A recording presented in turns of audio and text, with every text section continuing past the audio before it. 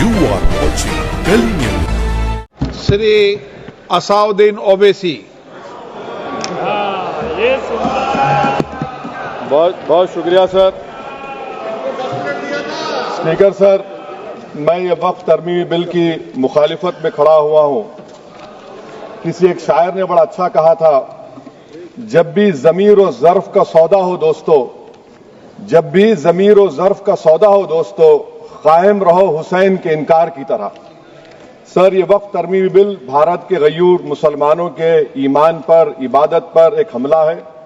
नरेंद्र मोदी की हुकूमत ने इस मुल्क की सबसे बड़ी अक़लियत के खिलाफ एक ऐलान जंग कर दिया, और ये जंग ना सिर्फ मेरे जिस्म पर है, बल्कि मेरी आज़ादी पर, मेरी समाजी और माशी मार्जिनलाइजेशन पर है, मेरी शहरियत पर है, मेरे मदरसे, मस्जिदों, खानखाहों और दरगाहों को निशाना बनाया जा रहा है।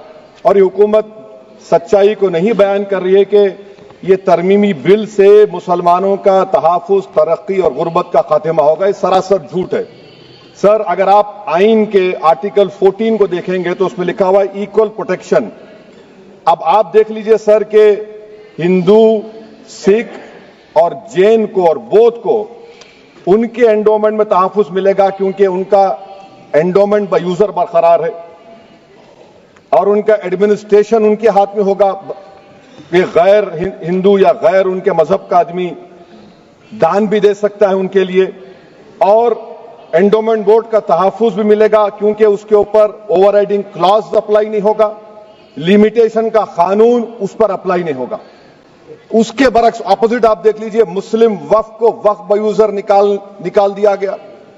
एक मुस्लिम वक्फ की जायदाद पर कब्जा होगा, लिमिटेशन लगेगा तो जो एनक्रोचर है, जो खाबिज है, वो रातों रात मालिक बन जाएगा और एक गैर मुस्लिम वक्फ बोर्ड को एडमिनिस्टर करेगा। ये आर्टिकल 14 के इक्वल प्रोटेक्शन का वायलेशन। अब आर्टिकल 14 में सर इक्वालिटी बिफोर लॉ भी है, और उसका कैसा वायलेशन हो रहा है कि कोई आर्बिट्ररी स्टेप नहीं ले सकता, और कोई भी ऑफिशियल किसी भी तरीके से गलत आर्बिट्ररी फैसला नहीं लेगा। यहां पर आप एक डेजिग्नेटेड ऑफिसर को रखकर वो फैसला लेगा कि ये जायदाद वक्फ की है, गवर्नमेंट की है। क्या ये प्रिंसिपल्स ऑफ नेचुरलिटी के खिलाफ नहीं है, जिसका तकर्रुर एग्जीक्यूटिव करती है? ये हमारे theory of separation of powers, Bharat के आइन का बेसिक स्ट्रक्चर का हिस्सा है। क्या इसका वायलेशन नहीं है? सर, आर्टिकल 25 का वायलेशन कैसे है कि आप मुसलमानों से वक्फ बाय यूजर छीन रहे हैं और फिर आप कर्ब कर रहे हैं वक्फ वाल औलाद को, मगर वहीं पर दूसरे धर्म के मानने वालों को उनके मजहब पर चलने की पूरी इजाजत है। लफ्ज जो आर्टिकल 25 में इस्तेमाल हुआ सर, वो इक्वली एंटाइटल्ड, यहां पर मुसलमानों के इक्वल एंटाइटल्ड नहीं हो रहा।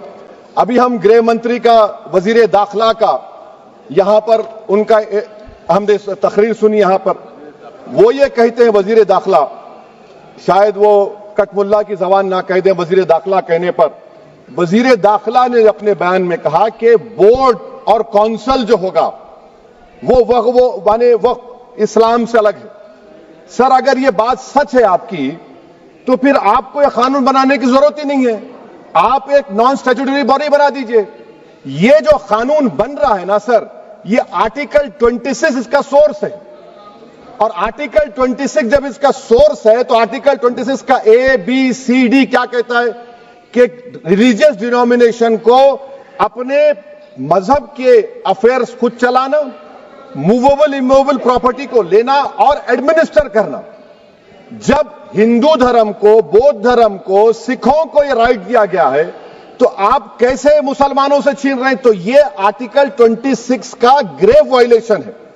तो सर, अब वक्फ बाय यूजर का मामला देखिए, मिनिस्टर साहब ने कहा कि एंक्रोचमेंट हो रहा है, 17,000 एंक्रोचमेंट हुए हैं। तो यही नरेंद्र मोदी की हुकूमत ने 2014 में उस वक्त के मंत्री ने एक Waqf properties eviction of unauthorised occupants bill को इंट्रोड्यूस किया। आपने विड्रॉ कर लिया 2024 में उसको। क्यों विड्रॉ किया सर आपने? जब आप मान रहे थे कि एंक्रोचमेंट हो रहा है तो आपने बिल को विड्रॉ कर लिया। अच्छा सर, अब वक्फ बाय यूजर को आपने निकाल दिया, माने कंडीशन क्या लगाए कि अगर उसमें डिस्प्यूट होगा और गवर्नमेंट प्रॉपर्टी होगी। सर, डिस्प्यूट तो है। मिसाल के तौर पर मोहिबुल्लाह साहब जिस मस्जिद के इमाम है, पार्लियामेंट के सामने मस्जिद है सर, 123 प्रॉपर्टीज में मस्जिद है, डिस्प्यूट चल रहा है। कल कलेक्टर या डिस्ट्रिक्ट ऑफिसर बोलेगा कि भाई साहब ये गवर्नमेंट प्रॉपर्टी है, स्टिकर लगा दिया जाएगा, मस्जिद बंद गवर्नमेंट प्रॉपर्टी हो गई, होगी ना सर। अब ये बताइए, आप जब से यहां पर पूरे बीजेपी रूलिंग पार्टी हमको ज्ञान दे रहे हैं कुछ नहीं होगा, कुछ नहीं होगा, मैं दलील के साथ बता रहा हूं आपको।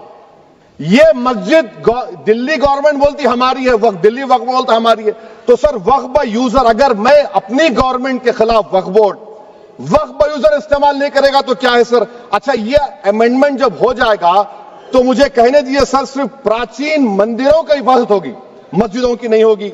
अब सर आप आ जाइए, अगर डिस्प्यूट मेरा एंशिएंट मॉन्यूमेंट से वक्फ का, एक मिसाल दे रहा हूं, दिल्ली में 172 वक्फ प्रॉपर्टीज एएसआई कंट्रोल में है, मैं तो हार ही गया वो, क्योंकि मेरे पास डॉक्यूमेंट नहीं है। आप कह रहे हैं कि डॉक्यूमेंट चढ़ाओ, अगर मेरा गवर्नमेंट से डिस्प्यूट चल रहा है मैं तो क्लेम ही नहीं कर सकता, क्योंकि आप जज बनेंगे, आप ही फैसला करेंगे, और जब तक आप फैसला नहीं करते वो वक्फ की प्रॉपर्टी नहीं होगी। वो प्रोविजन डाल दिया आपने। अच्छा, अगर मेरा डिस्प्यूट एनक्रोचर से होगा सर, तो एनक्रोचर में तो आपने तो 107 को डिलीट कर दिया, आप रातों रात खाबिज को, एनक्रोचर को मालिक बना रहे हैं। सर मैं ये पूछना चाहता हूं आपके जरिए हुकूमत से, एक मुंबई में एक बहुत बड़े दौलतमंद है, खोजा बरादरी का यतीम खाना था, उन्होंने 2004 या 5 में 22 करोड़ में खरीद लिया। वो केस सुप्रीम कोर्ट में कि आप उनको मालिक बनाना चाहती है लिमिटेशन एक्ट अप्लाई करके, हमको बताइए, हम जानना चाह रहे हैं। और सच्चर कमेटी ने सर 2007 में कहा कि दिल्ली के 123 प्रॉपर्टीज की मार्केट वैल्यू 6000 करोड़ की है। आज हम 2025 में आ गए, क्यों आप उन प्रॉपर्टीज के खिलाफ पड़े हुए? 1976 में उस वक्त के वजीर आजम इंदिरा गांधी लेटर लिखा, इसको आप दे दीजिए, मगर आप उसको मानने को तैयार नहीं है। तो सर और एक जो झूठ फैलाया जा रहा है, management empowerment efficient development, sir this bill takes any management from the hands of Muslims, disempowers the waqf in comparison to any other stakeholder, takes away the efficiency of administration and hampers development. Waqf disempowerment in the name of efficiency, inefficiency is being created. The progress of development from pre-independence till today is sought to be destroyed. Sir अभी हमारे home minister साहब ने फजल पुकाया case का जिक्र किया। Sir मैं आपसे गुजारिश करूंगा कि होम मिनिस्टर जरा अच्छे लोगों को रखकर इंफॉर्मेशन ले। फजल पुकाया का ऑबिटर क्या है? इट इज ऑबिटर, वो रेशो डेसेंडेंटाई नहीं है जो आपने कहा है। अच्छा सर, शेड्यूल ट्राइब के बारे में कहा, क्या शेड्यूल ट्राइब में मुसलमान नहीं होते? शेड्यूल कास्ट में नहीं होता मुसलमान, शेड्यूल ट्राइब में मुसलमान होता। तो क्या आर्टिकल 25 मेरा चला गया, आर्टिकल 26 चला गया, आर्टिकल 14 चला गया, 15 चला गया, 29 चला गया? लक्षद्वीप का एक मुसलमान एमपी है, क्या उसको राइट नहीं है क्योंकि ट्राइबल है? क्या कह रहे हैं आप? इस ऐवान को क्यों गुमराह कर रहे हैं आप शेड्यूल ट्राइब के नाम पर? सर और एक चीज जो आपको बता रहा हूं सर, अब आप जब आर्टिकल 26 से मेरा सोर्स है, तो आप सेंट्रल वक्फ काउंसिल में 22 में से 11 आप नॉन मुस्लिम को बना सकते हैं। रिलीजन न्यूट्रल आपने कह दिया, और आप बनाएंगे, क्यों बनाएंगे आप? स्टेट वक्फ बोर्ड में 7 नॉन मुस्लिम होंगे और 4 मुसलमान, क्यों होंगे? क्योंकि आप लॉ में 95 में डायरेक्ट मैनेजमेंट में ले सकते हैं 5 साल के लिए। आप वक्फ बाय यूजर को आप कलेक्टर डिस्ट्रिक्ट ऑफिसर बोलेगा ये वक्फ की प्रॉपर्टी नहीं है, तो वो वक्फ बोर्ड खामोश बैठ जाएगा, कुछ एक्शन ही नहीं लगा, क्योंकि वो आपके प्यादे हैं। अच्छा, जब आप नॉमिनेट करेंगे सर मैं मोदी गवर्नमेंट के खिलाफ नो कॉन्फिडेंस ला सकता हूं, मगर वक्फ बोर्ड का चेयरमैन जो नॉमिनेट होगा उसके खिलाफ नो कॉन्फिडेंस नहीं ला सकते, हम बिल्कुल नहीं ला सकते। क्या मजाक है बताइए आप? ये डेमोक्रेसी है। नॉमिनेट भी स्टेट गवर्नमेंट करेगी, वो अगर डिक्टेटर बन जाएगा जैसा आज भारत में हो रहा है तो वो भी नहीं हटेगा। कम से कम यहां पर तो इलेक्शन है, वहां पर तो आप 5 साल झेलते रहो उसको। अच्छा सर, अब ये जो क्लॉज 11 और क्लॉज 9 आप 16AA से देखिए, where the qualification of the members of the board has been limited only to 3 categories contained in 14(1)(c). Intention is very clear that the majority is to be packed with non-Muslims. So who will defend my interests, sir? If I cannot depend on the state waqf board, central waqf council, which are going to comprise non-Muslims, this in itself is a clear violation of Article 26, 14 and 15, sir. अच्छा sir, CO पहले 95 act में था कि word मुस्लिम, आपने गायब कर दिया उसको। अरे आखिर क्यों इतनी नफरत है आपके लफ्ज मुसलमान से? अच्छा फिर क्या कह रहे हैं आप कि ये भी आर्टिकल 26 का वायलेशन है। सब जितने हिंदू धर्म के प्रॉपर्टीज है, सिख धर्म के, बौद्ध के हैं और आपके जैन के, वहां पर उन्हीं के मजहब का ऑफिसर होगा। और कहां पर नहीं होगा? वक्फ बोर्ड में। Waqf board is a pure religious institution, इसको समझने की जरूरत है। तो आप ये कर दे रहे हैं सर। अच्छा सर आप देखिए, अब आप आ जाइए ये ट्राइब्यूनल पर। मुझे समझ में नहीं आया सर कि हमारे होम मिनिस्टर वजीर दाखिला ने क्या कह दिया कि 2013 का जो कानून है वो नहीं बनता तो हम नहीं लेके आते। मैं बड़े अदब के साथ उनसे पूछना चाह रहा हूं कि क्या उस वक्त राजनाथ सिंह साहब, अडवाणी साहब, हमारी लेट सुषमा स्वराज, ये बड़े बड़े नेता यहां बैठे थे? आपने यूनानिमस उस कानून को पास करवा दिया। कीर्ति आजाद थे उस वक्त, अब यहां बैठे हैं वो टीएमसी में। तो क्या आप गलत थे या वो गलत थे? हमको बता दीजिए, आप बता दीजिए। क्योंकि अगर अडवाणी आपके लिए बहुत बड़ा नेता है, मेरे लिए नहीं हो सकते, आपके लिए आपने पद्मश्री दिया उनको। मोहतरमा सुषमा स्वराज की जबरदस्त तकारीर का मैं कायल हूं। वो बैठकर उस 2013 को यूनानिमस पास कर दिए। मुझे कंफ्यूजन है कि क्या अमित शाह, नरेंद्र मोदी बड़े हैं या अडवाणी बड़े हैं? आपके लिए आप तय कर लीजिए। अच्छा सर, आपके tribunal sir, railway Clements tribunal, NGT tribunal, income tax, वैसे 14-15 ट्राइब्यूनल है। हिंदू एंडोमेंट का ट्राइब्यूनल, सबका अपील नहीं होती, रिव्यू होता है। गृह मंत्री सरकार कह रही है कि नहीं, रोक दिए, रोक लगा। कैसे रोक लगाते हैं? रिव्यू और अपील में तो फर्क होता है ना सर। आप ही कह रहे हैं कि पूरे कोर्ट्स में बैकलॉग है और आप अपील कर रहे हैं। अच्छा सर, रिटायर्ड डिस्ट्रिक्ट जज 95 में सिटिंग डिस्ट्रिक्ट जज था, जो एडमिनिस्ट्रेटिव कंट्रोल था सीजीआई साहब, उसको निकाल दिए। अच्छा सर, अब आप अभी हमारे मंत्री साहब ने कहा trust, sir Shri Sai Baba trust 2004, वो ये कहता है जो ऑफिसर उसमें काम करता उसको साई बाबा का डिवोटी होने चाहिए और उसको डिक्लेरेशन लिख के देना पड़ेगा। यहां पर हो रहा तो यहां पर क्यों नहीं हो रहा? अच्छा सर, आप फिर देख लीजिए, ये आपका हो गया सर। हां, अब अमित शाह साहब ने सेक्शन 2A के बारे में कहा और उन्होंने इस बात का इकरार कर लिया कि दाऊदी बोहरा के लिए यह बनाया गया है। मगर मैं आपके जरिए से गवर्नमेंट से पूछना चाह रहा हूं, आपने तो उस प्रोवाइजो में दाऊदी बोहरा का नाम ही नहीं लिखा। आपने उनको भी थैंक यू कर दिया, उनका नाम क्यों नहीं लिखा आपने? और सर, और गवर्नमेंट क्या कर रही है?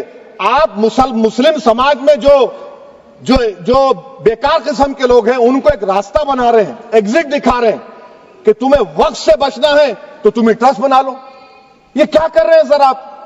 कम से कम उन दाऊदी बोहरा को आप दे देते। अच्छा sir, clause 3V section 36 clause 18 देख लीजिए। Oral appointment has sought to be discontinued even though it is recognized practice in Islam. Muslim personal law is recognized oral waqf and 1937 Shariat Application Act. Sir आप clause 39 पर आ जाइए। 5 साल के लिए मुसलमान। मैं किरण रिजिजू से पूछना चाहता हूं, सर दाढ़ी रखे तो मुसलमान प्रैक्टिसिंग है या क्लीन शेव आपकी तरह है? तो बताइए हमको, प्रैक्टिसिंग क्या होगा? अच्छा, किसी को पकड़ के मॉब लिंच कर दिया और बोले कि JSR का नारा लगाया, और वो JSR का नारा लगाया तो क्या मुसलमान रहेगा? नहीं रहेगा। या फिर देश के प्रधानमंत्री ने कहा था कपड़े देखकर पहचानो, तो क्या कपड़े देखकर आप कह देंगे? अच्छा, अगर कोई क्रिश्चियन हिंदू धर्म कबूल करता है तो क्या वो मंदिर को नहीं दे सकता प्रॉपर्टी? फिर भारत के संविधान में आर्टिकल 300 क्यों है सर? राइट टू इक्वालिटी क्यों है? फ्रीडम ऑफ रिलीजन क्यों है? 5 साल कहां से लाएंगे? अच्छा सर, और एक चीज सर, और एक चीज मैं आपको बोल के खत्म कर दूंगा सर। इस बिल में वक्फ औलाद का सर, इसमें आप देखिए clause 432, the creation of waqf aulad shall not result in denial of inherent rights to heirs including women heirs और द वाकिफ और the right of person. Sir ये आर्टिकल 25 का वायलेशन है, शरीयत एप्लीकेशन एक्ट 37 का वायलेशन, आर्टिकल 300A का वायलेशन है। अच्छा, हिंदू धर्म में सेल्फ एक्वायर्ड प्रॉपर्टी को एक हिंदू, अब उसके फर्ज के 2 बच्चे हैं, वो एक को अपनी पूरी दौलत दे सकता है, कोई रोक टोक नहीं है। वो कहेगा नहीं मैं घर के बच्चों को नहीं दूंगा, मोहल्ले के गरीब को दे दूंगा, वो भी कोई रोक टोक नहीं है। वहां पर आपको बच्चों की फिक्र नहीं है। जब मैं अपनी प्रॉपर्टी को अल्लाह को मालिक बनाकर दे रहा हूं, आप कह रहे बच्चों की फिक्र नहीं है। इतनी मोहब्बत आप बिल्किस बानो से दिखा देते तो आपके लिए दुआएं देती आपके लिए। तो सर आप दूसरी बात आप देख लीजिए सर, आखिरी बात कहकर मैं अपनी बात को मुकम्मल कर रहा हूं सर। नहीं मुकम्मल कर रहा हूं, स्पीकर साहब बहुत टाइम दे दिए। सर आप देखिए इसमें अमित शाह साहब बोले कि इतनी प्रॉपर्टीज का कब्जा हुआ, चोरी हुई, ये हुआ। सर क्लॉज 2652A सेक्शन, अगर कोई प्रॉपर्टी बेचता है 2 साल की सजा थी, आपने क्या कर दिया, उसको 6 महीने कर दिया। नॉन बेलेबल था, आपने बेलेबल कर दिया। सेक्शन 40 की बात करते हैं, सेक्शन 40 में सर हमको जो ज्वाइंट वर्किंग कमेटी का जो नोट्स दिए, उसमें मिनिस्ट्री ऑफ माइनॉरिटी अफेयर्स ने कहा कि 30 साल में 515 केसेस सेक्शन 40 के और सिर्फ 8 लोग कोर्ट को गए। वक्फ यूजर का कानून तेलंगाना आंध्रा में है, सेक्शन 40 का कानून तमिलनाडु 63 है, आंध्र प्रदेश में 43 है। और सर आप डायरेक्शन दे रहे हैं, अच्छा क्लॉज 4218B देखिए सर, आप रूल बना रहे हैं, कोऑपरेटिव फेडरलिज्म के खिलाफ है, इतना रूल बना रहे हैं। और आखिर में सर मैं आपको बताना चाह रहा हूं स्पीकर साहब, ये बिल का मकसद सिर्फ मुसलमानों को जलील और रुस्वा करना है, मुसलमानों को दूसरे दर्जे का शहरी बनाने का इनका मकसद है। सर अगर आप हिस्ट्री को पढ़ेंगे तो महात्मा गांधी उस वक्त के व्हाइट अफ्रीका में सफेद फार्म अफ्रीका के कानून को महात्मा गांधी ने कहा था कि ये मेरा कॉन्शियंस इसको मानता नहीं है, मैं इस कानून को कबूल नहीं करता हूं। तो महात्मा गांधी ने क्या किया, उन्होंने उस कानून को फाड़ दिया। तो मैं गांधी की तरह इस कानून को फाड़ता हूं, ये अनकॉन्स्टिट्यूशनल है सर। इस देश में झगड़े पैदा करने का काम बीजेपी करना चाहती है मस्जिद और मंदिर के नाम पर, इसीलिए मैं इसका कंडेम करता हूं। और मैं आपसे गुजारिश करता हूं कि मैंने अपने 10 अमेंडमेंट दी हैं, आप इसको कबूल करिए सर, मुझे बोलने का मौका दीजिए और उस पर डिवीजन का मैं डिमांड भी करूंगा। Thank you sir.